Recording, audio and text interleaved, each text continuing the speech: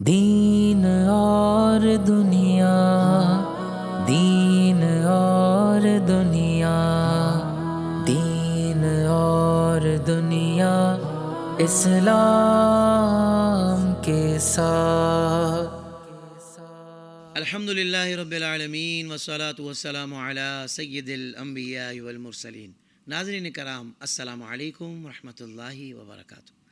میں ہوں آپ کا میزبان محمد طاہر قادری اور آپ دیکھ رہے ہیں اسلامک ڈیجیٹل اسٹوڈیو کے پلیٹ فارم سے بہت ہی خوبصورت پروگرام دین اور دنیا۔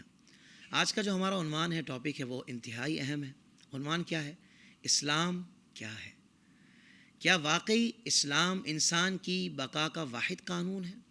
اس طرح کے بہت سارے سوالات نوجوانوں کے ذہنوں میں ہوتے ہیں، اور اس اہم ترین عنوان پر گفتگو کرنے کے لیے ہمارے ساتھ جو ایک بہترین شخصیت تشریف فرما ہے، زبردست اسکالر ہے اور بہترین ٹیچر ہے۔ کہتے ہیں نا کہ عام لوگوں کو پڑھانا، یعنی کہ جو بہت زیادہ پڑھے لکھے نہ ہوں، تو کسی بھی استاد کے لیے اتنا مشکل نہیں ہوتا، لیکن جو انٹلیکچوئلز ہوتے ہیں ان کو تعلیم دینا، بالخصوص علم دین کی تعلیم دینا اہم کام ہوتا ہے، سم ٹائم مشکل بھی ہوتا ہے۔ لیکن آپ خود ایک اتنی زبردست علمی شخصیت ہیں کہ الحمدللہ بہت خوبصورت انداز میں گفتگو فرماتے ہیں، مدلل گفتگو فرماتے ہیں۔ آپ محقق ہیں، تحقیق کر کے بات کرتے ہیں، اور الحمدللہ بہترین اسکالر ہیں۔ میری مراد مفتی معاذ مدنی صاحب۔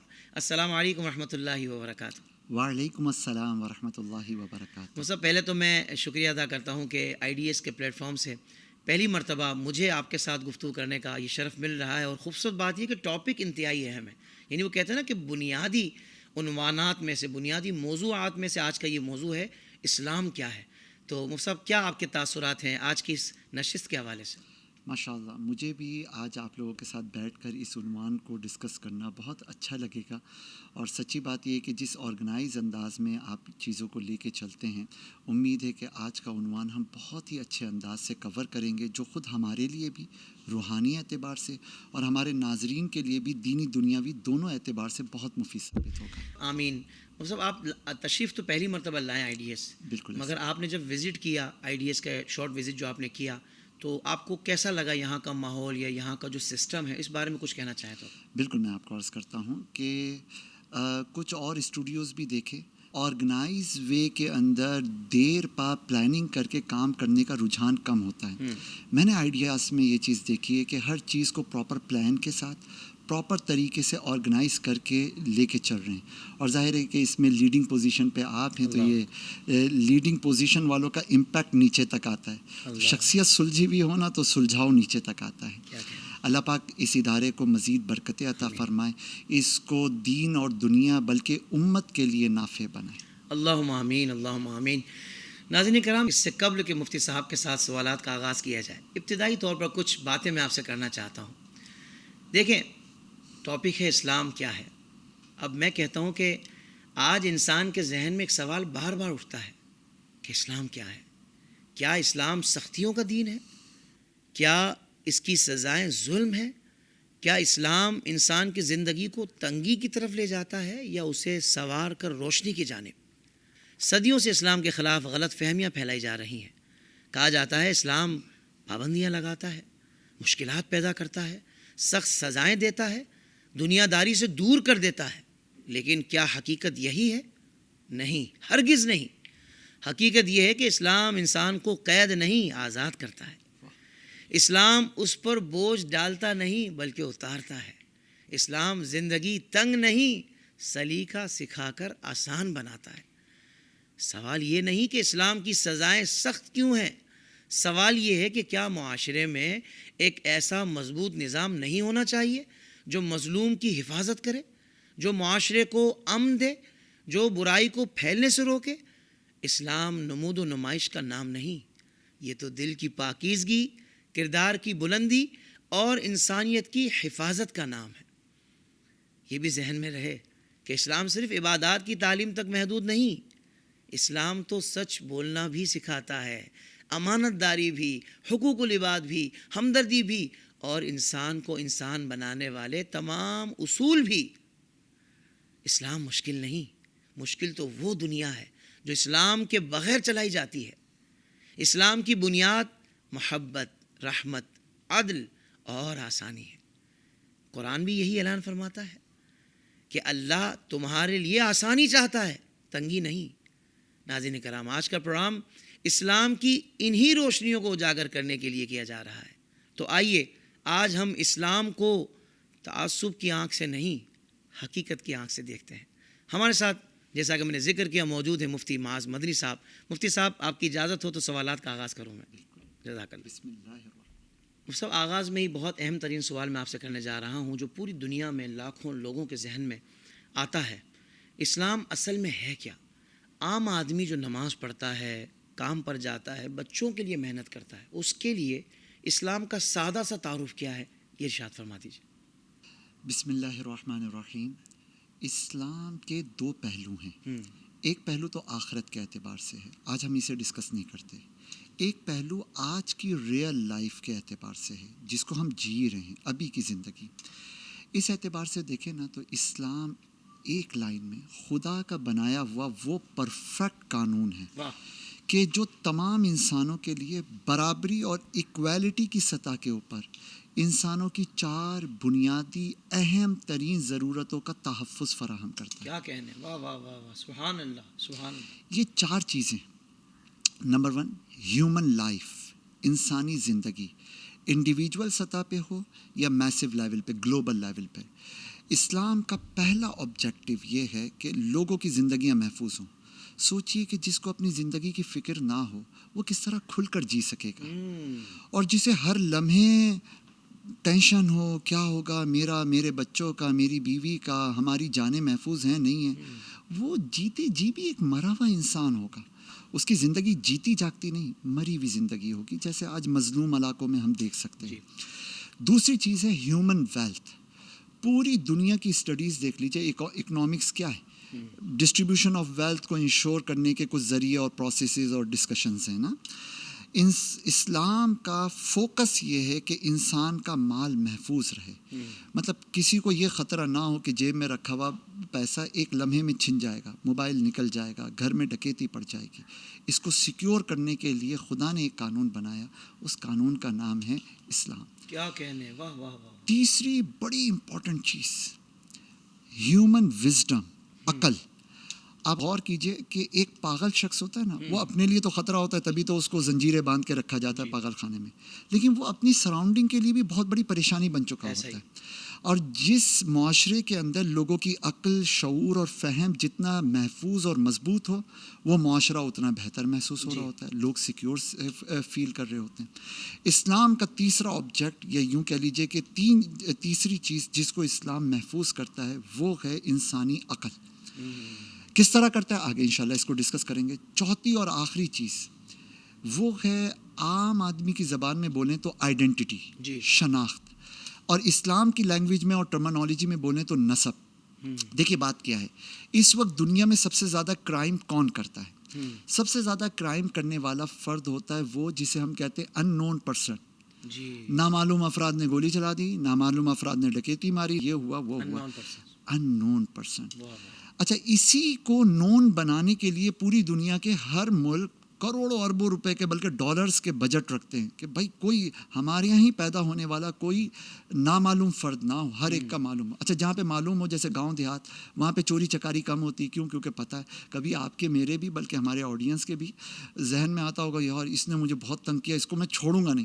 لیکن پھر بعد میں خیال آتا ہے ارے ابو کو پتہ چل گیا، پھر اسکول میں، کالج میں، یونیورسٹی میں، کلیگز میں، کام کاج کے مقام پر ہم 10 برائیوں سے رکتے ہیں. کیوں؟ کیونکہ ہم نون ہیں، تو پھر ہماری سراؤنڈنگ ہمیں. بہت اچھا. اسلام لوگوں کی شناخت کا ایک میکینزم دیتا ہے. وہ کہتا ہے کہ دیکھو یہ بچہ اپنے پہلے دن سے اس دنیا میں آیا کہاں سے. وہ جس دروازے سے آتا ہے نا طاہر بھائی، اس دروازے کے ایک پارٹ کا نام ہے باپ، ایک پارٹ کا نام ہے ماں. اچھا، یہ دونوں باپ اور ماں کے جو دونوں ڈورز ہیں یہ آزاد نہیں ہیں، یہ ایک چوکھٹ میں بندھے ہوئے ہیں. اس بندھن کو کہتے ہیں نکاح. واہ واہ اچھا یہ ہوا میں معلق چوکھٹ نہیں ہے، واہ واہ، بلکہ یہ ایک دیوار میں جڑی ہوئی ہے جس کی ایک اینٹ ساس، ایک سسر، ایک ابا، ایک اماں، ایک بھائی بہن، پوری فیملی ہے. اب جو بچہ اس کمرے کے اندر آئے گا وہ ان نون ہو ہی نہیں سکتا. بہت خوب. اچھا یہ کوئی ڈیٹا نہیں ہے کہ جو ڈیٹا چوری ہو جائے، آگے پیچھے ہو جائے، اس میں بیڈ سیکٹرز آ جائے، ایسا کچھ بھی نہیں واہ ہے. واہ واہ، تو شناخت کے لیے جو میکینزم ہے وہ ہے اسلام کا، نسب کا میکینزم، کہنے ہیں. فیملی کا. تو 4 چیزیں ہیں جن کو سیکیور کرنے کے لیے خدا کا بنایا ہوا قانون ہے اسلام. کیا یہ کہنے ہے ہیں، واہ واہ. بہت خوب مفتی صاحب، کمال. آپ نے، میں سمجھتا ہوں کہ انتہائی سہل کر کے آپ نے ایک عام آدمی کی سوچ کو سامنے رکھ کر بالکل اس کے لیول پر اتر کر آپ نے یہ بات سمجھائی ہے، تاکہ اسلام بیسیکلی کیا ہے، عام آدمی کے لیے معاشرتی طور پر کیا اس کا تعارف ہے، یہ آپ نے ارشاد فرمایا. اللہ تعالیٰ آپ کو جزائے خیر عطا فرمائے. اچھا اسلام ان 4 چیزوں کی حفاظت کیسے کرتا ہے جو آپ نے بھی ارشاد فرمائی ہے؟ یہ اصل چیز ہے. ہم، اس سے ہمیں سمجھنا ہے کہ واقعی میں اسلام حفاظت تو کرتا ہے، لیکن کرتا کیسے. اس کے ہم اجمالی طور پر 3 پوائنٹس کو ابھی ڈسکس کرتے ہیں، انہی کی تفصیل آگے انشاءاللہ آتی واہ ہے. واہ، پہلی چیز دیکھیے، چونکہ اسلام کا مین آبجیکٹو ہے انسانوں کی ان 4 چیزوں کو سیف، سیکیور اور ساؤنڈ رکھنا، لہٰذا ہر وہ چیز جو انسان کی جان، انسان کے مال، انسان کی عقل، اس کے نسب اور شناخت کو سیکیور کرے گی، اسلام اس کو ڈائریکٹلی فرض کر دے گا. اور وہ چیز جو ان 4 میں سے کسی کو بھی ہٹ کرے گی نا، اسلام اس کو ڈائریکٹلی حرام کہے گا، کیا کہنے ہیں، واہ واہ، پروہیبٹڈ، اللہ کی طرف سے ممنوع. بہت اچھا. اسی طرح اسلام ایسے کمال کے قانون کا نام ہے. اب دیکھیے، آپ کے لیے پانی سے وضو کرنا پاکی حاصل کرنے کے لیے فرض ہے، جی، ضرورت پڑے تو غسل کرنا بھی لازم ہے. لیکن اگر اس پانی کے وضو یا غسل کی وجہ سے انسانی جان کو کوئی خطرہ ہو، ایون بیماری پیدا ہونے کا خدشہ ہو، تو اسلام ایک دوسرا رستہ آپ کو دے دے گا کہ اب آپ پانی کی طرف نہ آئیے، مٹی سے تیمم کر لیجئے، خدا عبادت قبول کر لے گا. واہ واہ واہ واہ، اسلام ہمیں بلا وجہ کی پابندیوں میں مبتلا نہیں کرتا، بلکہ اسلام ہمیں ہماری حفاظت کے اہتمام کی طرف لے کے جاتا ہے، بہت اچھا. اور وہ ان 4 چیزوں کو محفوظ بنانے کے لیے. اللہ اکبر. اچھا بعض اوقات لوگ یہ بھی کہتے ہیں کہ بھائی اسلام میں پابندیاں بہت ہیں اور اس پر عمل کرنا ہمارے لیے آسان نہیں ہے، ہم اتنی پابندی برداشت نہیں کر سکتے. تو حضرت اس کا کیا جواب ہونا چاہیے؟ کئی لوگوں کو لگتا ہے کہ اسلام میں پابندیاں بہت ہیں. میں آپ کو ایک اسٹوری سناتا ہوں. بھرا بازار ہے، ایک باپ اپنے بچے کا ہاتھ پکڑ کر اس کو لے کے جا رہا ہے. بچہ چیخ رہا ہے، ابا میں امی کو بتا دوں گا، یہ کیا آپ میرا ہاتھ پکڑے ہوئے، مجھے ہاتھ چھوڑے ہیں، میں نے ادھر جانا ہے ادھر جانا ہے. دوڑتا بھاگنا چاہتا ہے وہ، لیکن باپ بڑی مضبوطی سے اس کا ہاتھ پکڑا ہوتا ہے. لوگ دیکھ رہے ہیں، کوئی مسکرا بھی رہا ہے، لیکن باپ ہاتھ نہیں چھوڑتا. بچے کو لگتا ہے یہ پابندی ہے، اور باپ کی نیت ہوتی ہے بچے کو محفوظ رکھنے کی. آگے ٹریفک ہے، ادھر لوگ ہیں، کوئی اس کو اغوا کر سکتا ہے، اس کو چوٹ لگ سکتی ہے.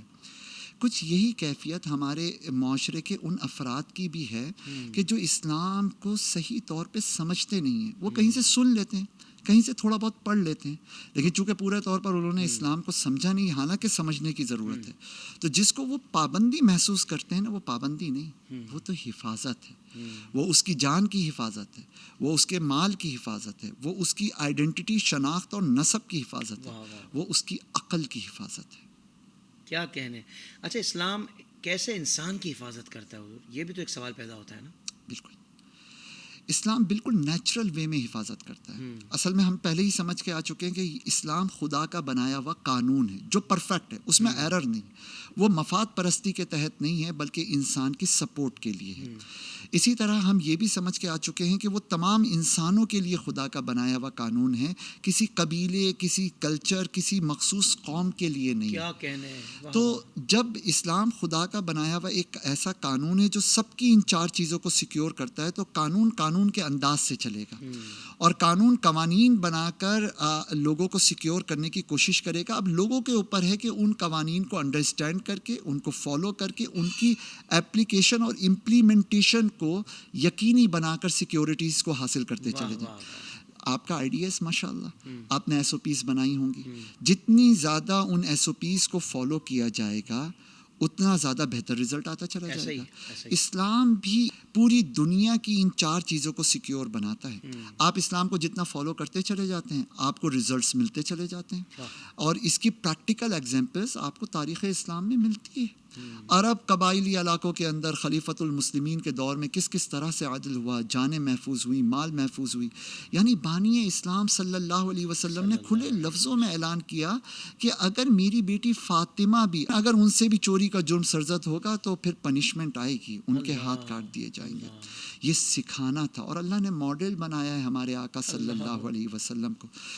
یہاں پر وہی بات ہے کہ اسلام کے جو قوانین ہیں جان، مال، عقل، نسب کو سیکیور کرنے کے، ان کو سمجھا جائے، ان کو اپلائی کیا جائے، اور اس کے لیے کچھ پنشمنٹس ہیں. جو چیز ہٹ کرے گی اس چیز کو اسلام پنش کرے گا. وہ آپ کو پنش نہیں کرے گا، مجھے نہیں کرے گا، آڈینس کو نہیں کرے گا.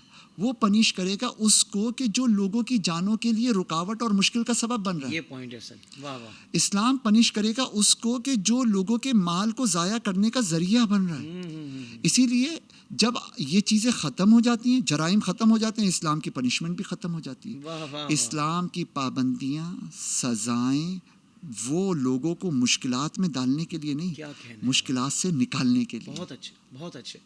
ہاں، اس پر لوگ کہتے ہیں کہ بھائی جو اسلام میں پنشمنٹس جو ہیں وہ بڑی سخت ہیں، سزائیں بڑی سخت ہیں، اتنی سخت نہیں ہونی چاہیے. تو حضرت جیسا کہ آپ نے بھی ارشاد فرمایا کہ یہ سزائیں مظلوم کے لیے نہیں ہیں، یہ سزائیں ظالم کے لیے ہیں. جب ظلم ختم ہو جاتا ہے وہاں سزائیں بھی ختم ہو جاتی ہیں.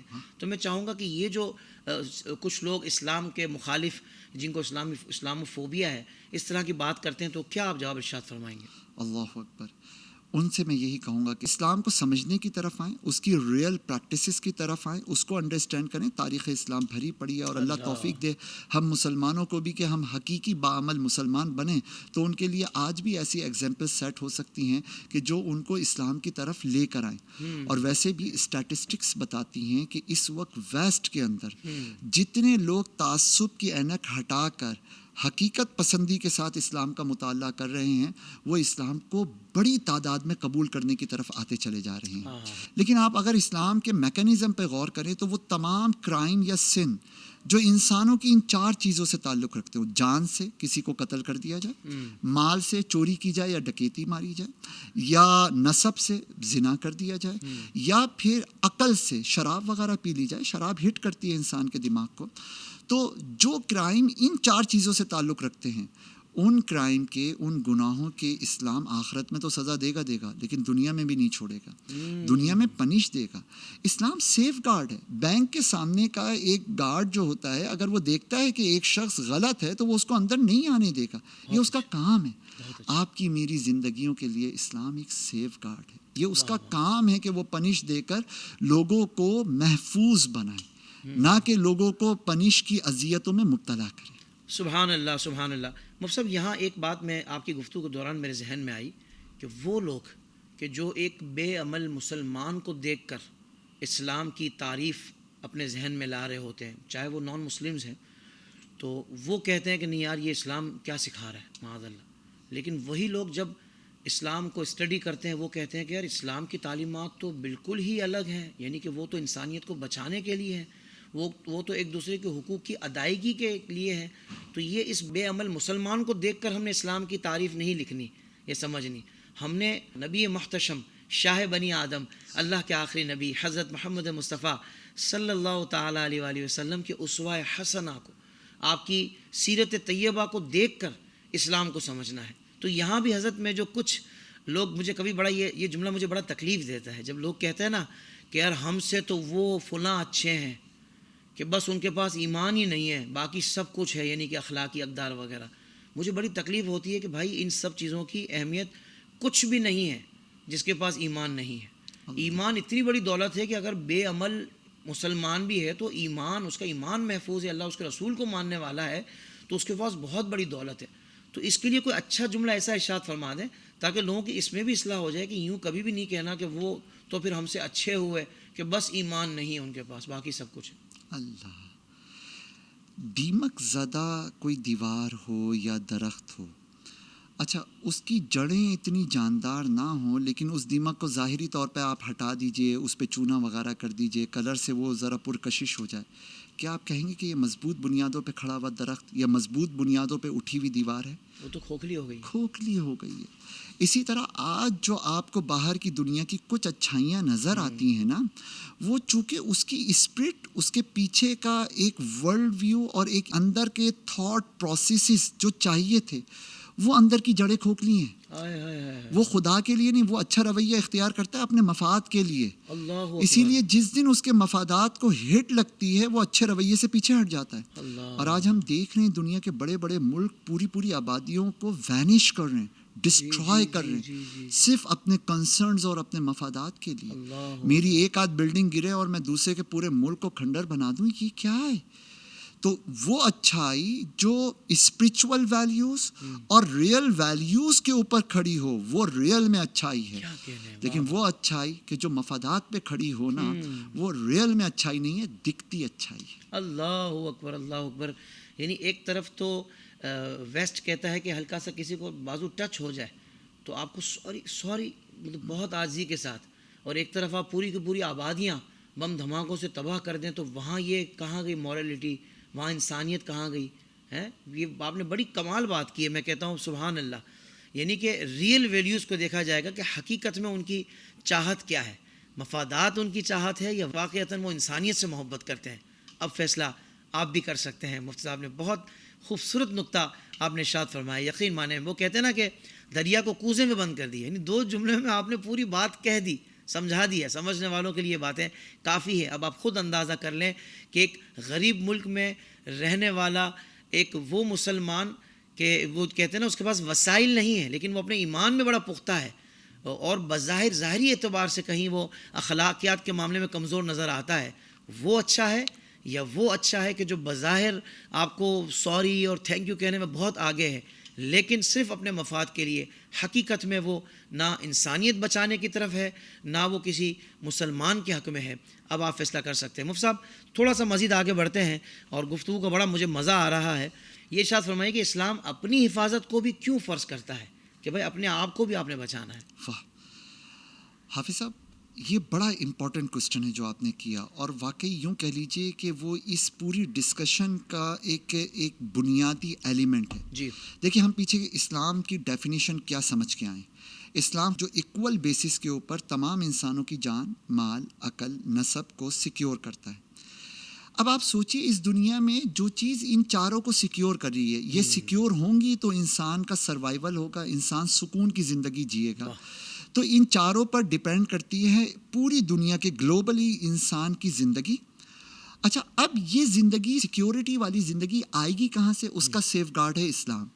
اب اگر اسلام ہی محفوظ نہیں ہوگا تو وہ ان 4 چیزوں کو کیسے محفوظ بنائے گا؟ جی اور جب یہ 4 چیزیں سیکیور نہیں ہوں گی تو وہی حالات ہوں گے جو آج ہم چاروں طرف دیکھ رہے ہیں. بد امنی، بے چینی، جان مال کے خطرے. یعنی ہم تو سیکنڈ ورلڈ میں بیٹھ کر یہ ڈسکشن کر رہے ہیں نا، فرسٹ ورلڈ کے اندر بھی اسٹریس اور ڈپریشن کا جو لیول ہے، وہاں کی ہیلتھ کیئر کے انسٹیٹیوشنز کی اسٹیٹسٹکس کو اٹھا کے دیکھیے تو وہ کم نہیں ہے. ایسا نہیں ہے کہ وہ بلڈنگوں میں آ کر خود کو سیکیور محفوظ کرتے ہیں، ان کو تو ان سیکیور ہونے کا فوبیا ہم لوگوں سے بھی زیادہ ہے. اللہ اکبر. تو لب لباب یہ کہ اسلام چونکہ سیف گارڈ ہے تو اس کی سیفٹی لازم اور ضروری ہوگی. اور یہیں پر آ کر وہی اصول جو ہم نے شروع میں دیکھے تھے نا کہ ہر وہ چیز جو ان 4 کو سیکیور کرے گی وہ فرض، جو ان کو ہٹ کرے گی وہ اسلام میں پروہیبیٹڈ اور ممنوع ہوگی. اسی طرح چونکہ انسانیت کی بقا، انسانیت کی پرسکون زندگی کے لیے یہ سیف گارڈ آیا، تو اب اس سیف گارڈ کو سیکیور کرنے والی ہر چیز اسلام میں فرض ہو جائے گی اور ہر وہ چیز جو ہٹ کر رہی ہوگی وہ اسلام میں ممنوع اور ناجائز ہو جائے گی. یوں ہی اسلام کا علم سیکھنا، پہلی وہی اقرا بسم ربک الذی خلق. آپ سیکھو، آپ کو وہ سیفٹی کے میجر سیکھنے ہیں جو آپ کے لیے، آپ کی نسلوں کے لیے دنیا اور آخرت میں فائدہ مند ثابت ہوں گے. پڑھیے، یہ فرض کر دیا اسلام نے، تو اسلام محفوظ بناتا ہے، اور جو محفوظ بنانے والا ہو اس کی حفاظت اولین ضرورت ہے. سبحان اللہ سبحان اللہ. تو مطلب کیا اسلام کی حفاظت حقیقت میں دراصل انسان کی حفاظت ہے؟ کیوں نہیں؟ سوچئے ایک چیز جو آپ کو سیف کرتی ہے وہ محفوظ ہوگی تو آپ محفوظ ہیں. آپ ہائی وے کے اوپر 120 کی رفتار کے اوپر گاڑی چلا رہے ہیں, گاڑی جتنی محفوظ اتنے آپ محفوظ. جہاں گاڑی ہٹ ہوئی اس کا امپیکٹ آپ پر آنا ہے. اسی لیے اسلام کے قوانین, بلکہ یہ تو ایک بالکل نیچرل چیز ہے. عدالتیں کسی بھی قانون کے تحت چل رہی ہوں, ان عدالتوں میں سب سے پہلا اسٹیپ یہ ہوتا ہے کہ عدالت کی رسپیکٹ ہٹ نہ ہو. آپ کا جو مقدمہ ہے, آپ نے جو بات کرنی ہے, وکلا کے ذریعے جو بھی ڈسپلن ہے اس کے ذریعے آپ اپنی بات کہیے, لیکن عدالت پہ آنچ نہ آئے. ادھر عدالت پر آنچ آئی تو عدالت انصاف کیسے کرے گی؟ اسلام سیکیور کرتا ہے. اگر اسلام پہ آنچ آئے گی تو اسلام سیکیور کیسے کرے گا؟ سبحان اللہ سبحان اللہ. مفتی صاحب گفتگو تو آپ ایسی فرما رہے ہیں ماشاء اللہ کہ ہر خاص و عام کو یہ باتیں یقیناً سمجھ آ رہی ہوں گی, بلکہ میں سمجھتا ہوں کہیں اس کے قدم ڈگمگائیں گے تو جب یہ باتیں آپ کی دوبارہ سے وہ سنے گا نا تو اس کو دوبارہ کھڑا کر دیں گی کہ مفتی صاحب نے جو رہنمائی فرمائی ہے قرآن اور سنت کی روشنی میں, یقیناً یہ بہت زیادہ معاونت کر رہی ہیں اس معاشرے میں سکون سے سانس لینے کے لیے اور اپنے آپ کو اللہ کا شکر گزار بندہ ہمیشہ رکھنے کے لیے. کیا کہیے مفتی صاحب, میں یہاں ہمارے پروگرام کا وقت مکمل ہوا ہے, مگر میں چاہوں گا کہ ہمارے ناظرین بھی ہمارے جو اگلا ایپیسوڈ ہے اسی ٹاپک پر اس کو لازمی دیکھیں. مفتی صاحب میں یہاں آپ کا شکریہ ادا کرتا ہوں, آپ نے وقت عطا فرمایا. اگلے ایپیسوڈ میں مزید سوالات کو انشاءاللہ ہم شامل کریں گے اور گفتگو کو یہیں سے کنٹینیو کریں گے انشاءاللہ. آپ کی محبتوں کا بھی بہت شکریہ. جزاک اللہ خیرہ. ناظرین کرام, آپ نے ہمارے ساتھ جڑے رہنا ہے اور اس کے اگلے جو ایپیسوڈ میں گفتگو ہونی ہے وہ بھی انتہائی اہم ہے. تو تب تک کے لیے اجازت. السلام علیکم ورحمۃ اللہ وبرکاتہ.